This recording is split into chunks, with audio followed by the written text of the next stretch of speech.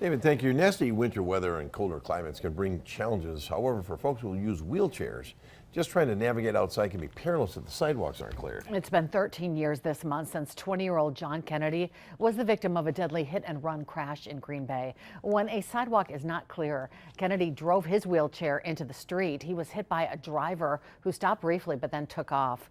Green Bay started lighting its bridges in Kennedy's memory back in 2018.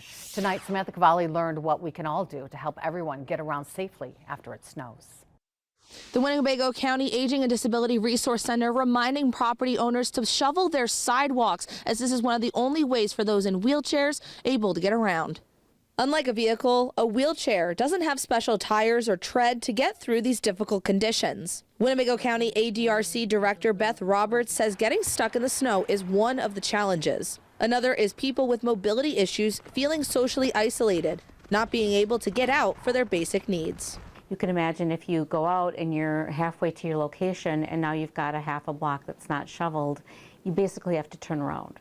And so there are many people who use wheelchairs as their mode of transportation, and they are very socially isolated.